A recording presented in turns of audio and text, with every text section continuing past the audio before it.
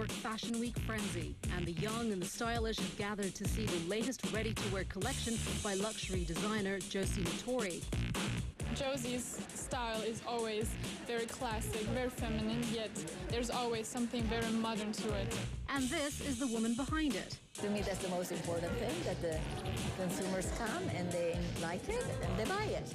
With a clear vision and straight direction, not to mention her elegant demeanor, Natori is a natural in the fashion world. Hard to believe that this was not her first career choice. The Philippines native first broke ground on Wall Street as the first female vice president in investment banking at Merrill Lynch. But her entrepreneurial urge would steer her away from suits and into the world of lingerie. I think it will be even more dramatic. Now, after more than 30 years in the fashion industry, her pieces sell for anywhere from $18,000 to more than $2,000, making Josie Natori a multi-million-dollar lifestyle label now spanning clothing, homeware, fragrances, and even eyewear. This week on Talk Asia, we follow Josie Natori from the high street in New York to her factory in the Philippines. Welcome to the factory. And discover how her Asian roots inspired her to become an international fashion force.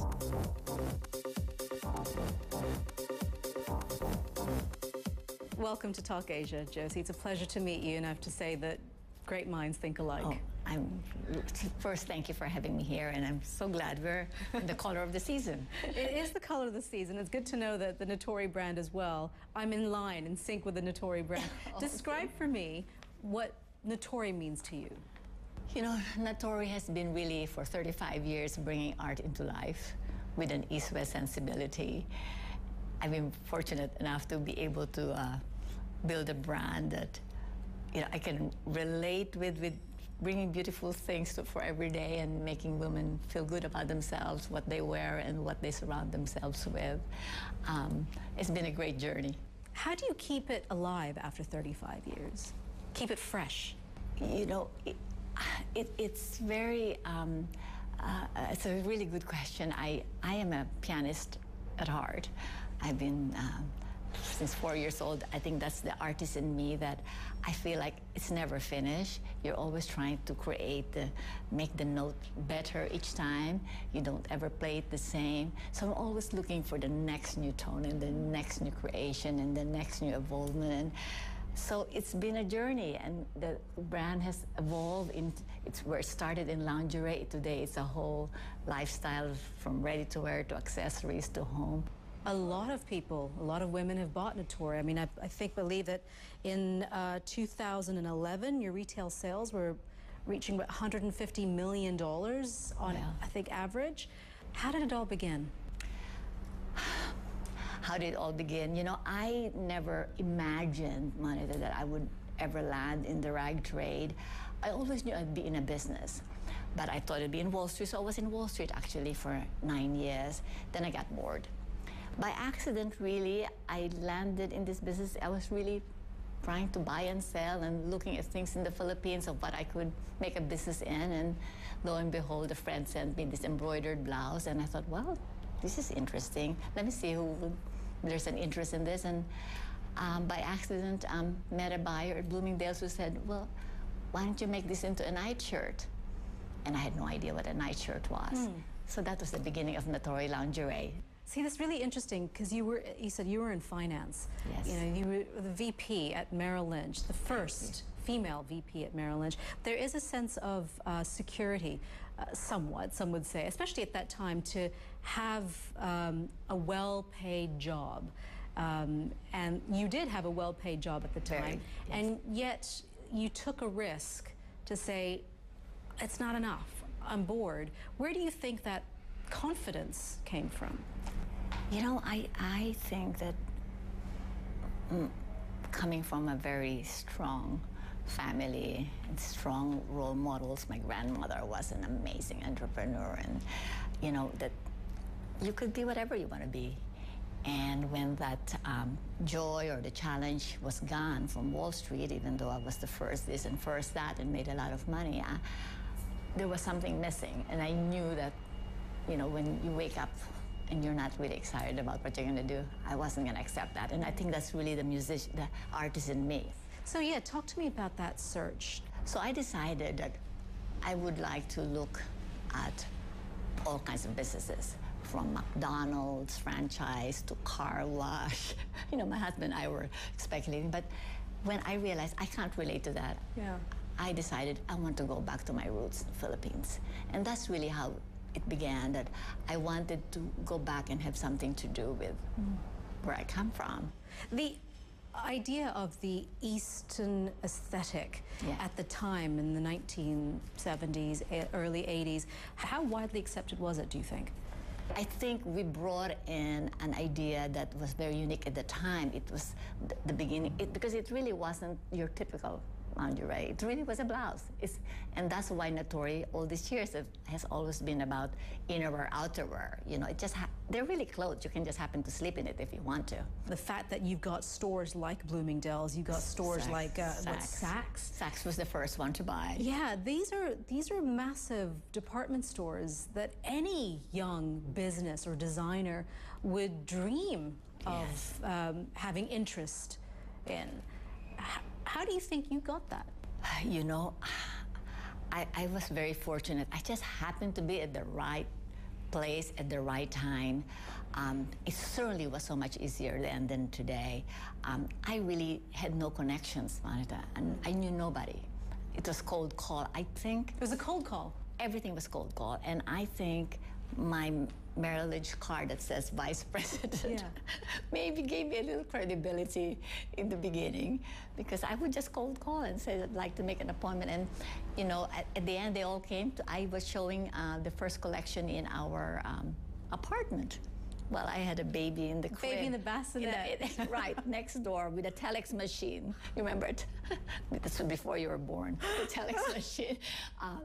And, you know, it was so easy, because I got orders like that in a week. Welcome to the factory. Coming up, Josie gives us a rare look into how her designs become reality. Hi, I'm Josie Natori. I'm excited to show you my first flagship boutique in Asia, right here in Rustan in Manila.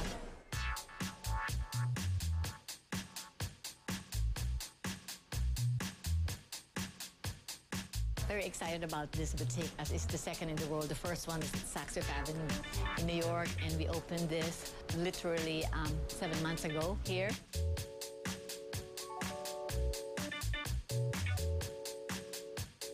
The entire season is just an explosion of amazing prints that is very much inspired from patterns in the Philippines and from the ikats and the batiks and the just happy colors, fiesta colors that you can see in the Philippines, from the jeepneys and all of that.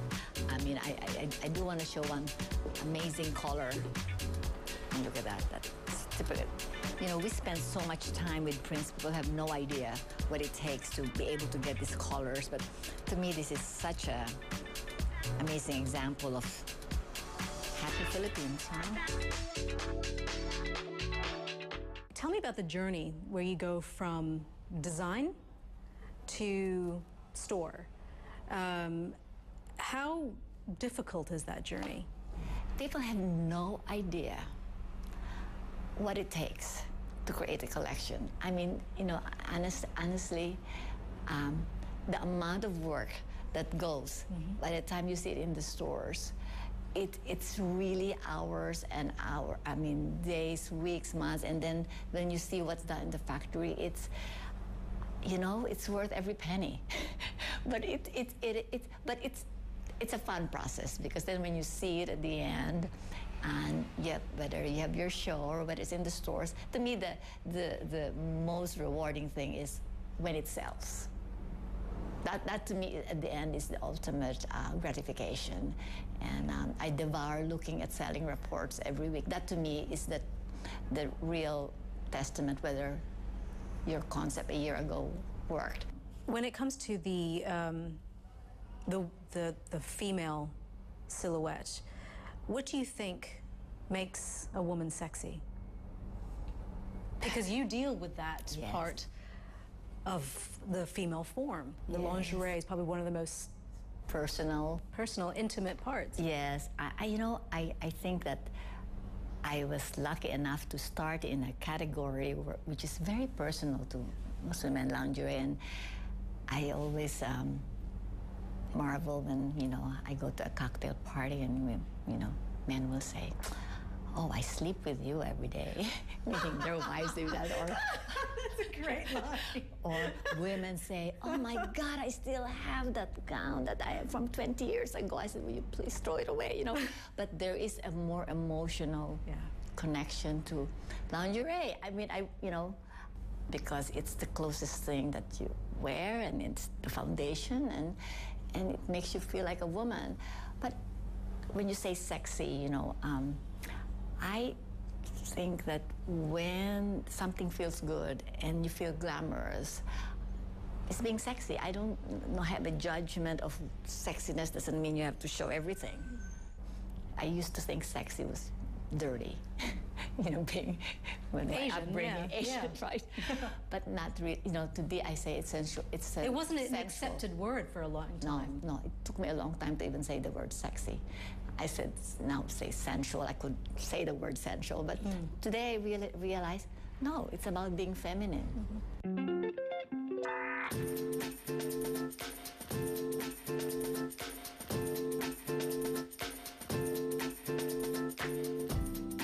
So this is our underwear little boutique here. Here you can just see, yes, we have the black and the beige, but it's also about, you know, colors. This is the #1. This bra, which is the feathers bra, is the #1 selling bra in Nordstrom of all the bras. That's quite amazing.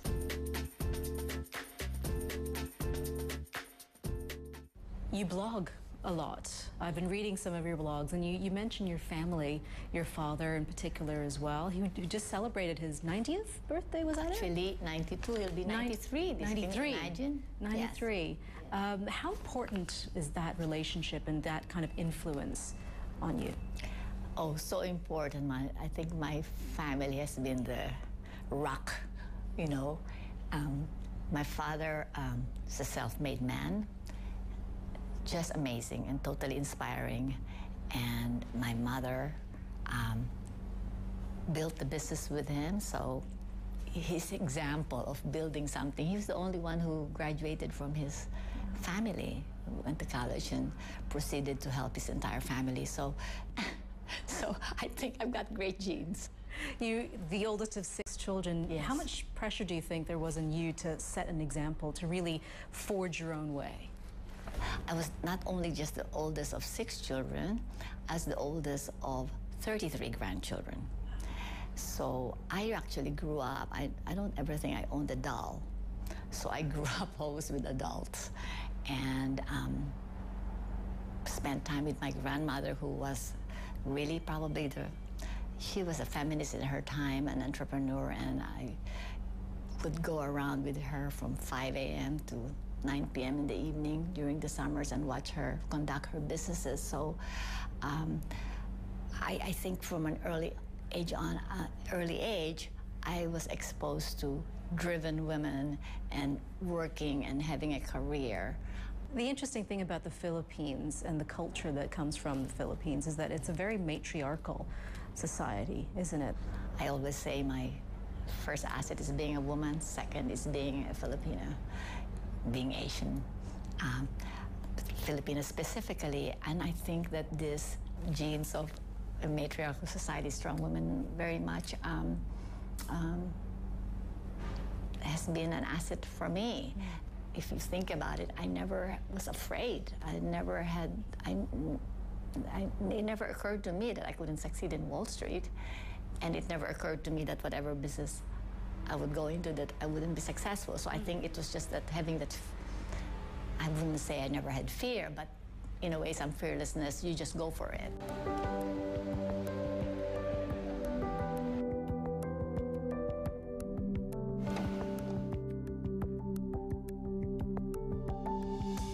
Welcome to the factory.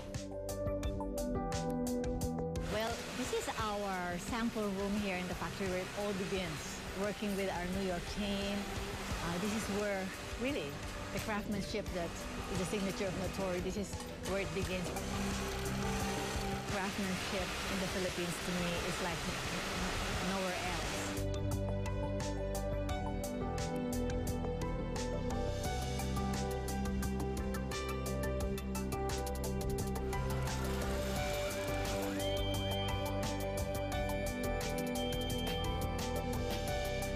So they finish one of this in 1 to 2 weeks. Finish all of this. You see how you have different layers. There's a technique. It's quite amazing, the labor, but it's a labor of love, you know, and it's an art form that the women in this country just, I think it's in our hair, it's in our blood, and they enjoy it, they love it.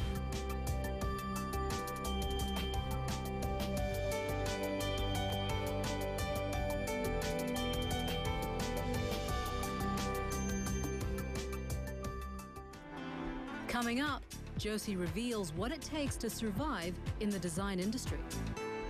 It's a really tough business, really tough business. I had no idea.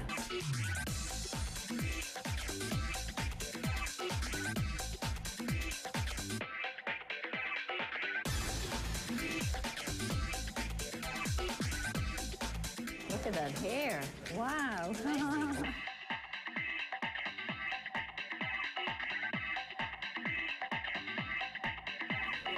Really? We're not keeping that clip. I think our ready-to-wear collection is fairly young. It's the youngest of all our different collections. I would say my baby. You look so serious.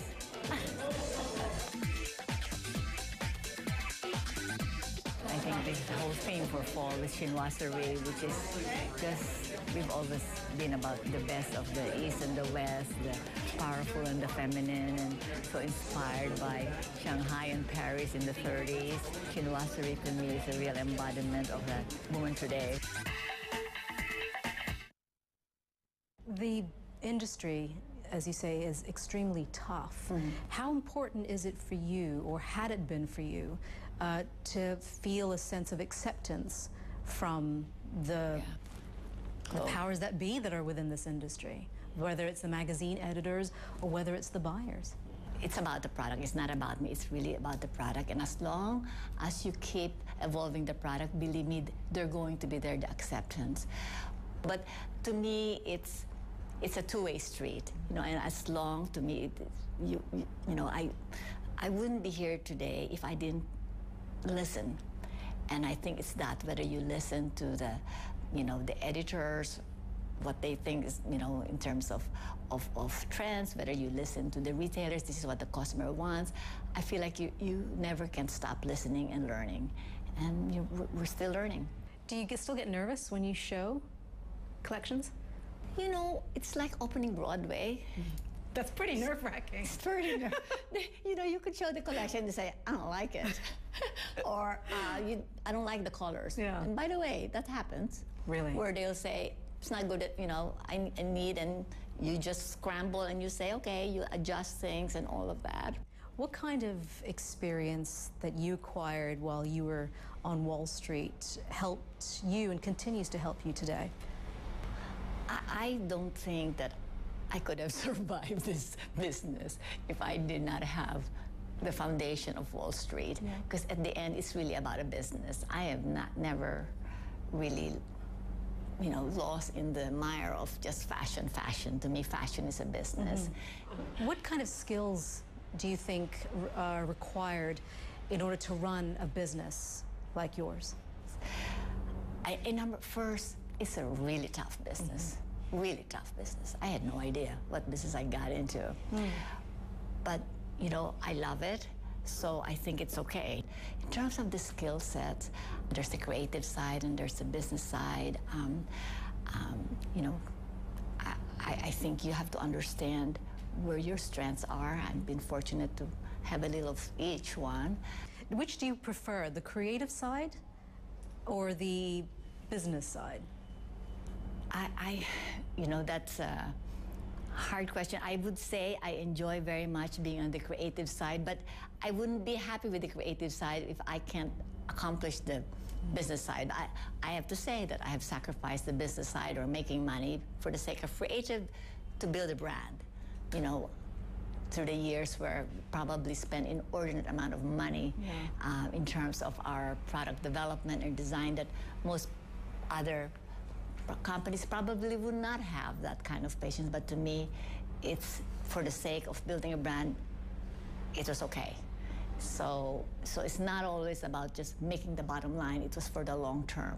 What kind of challenges did you find?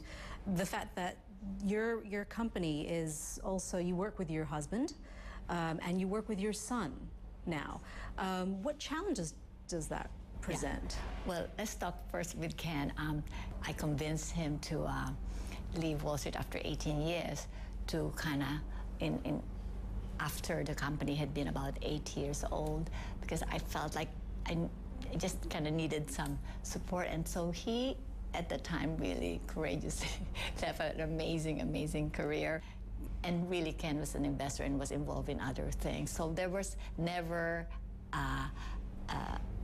conflict.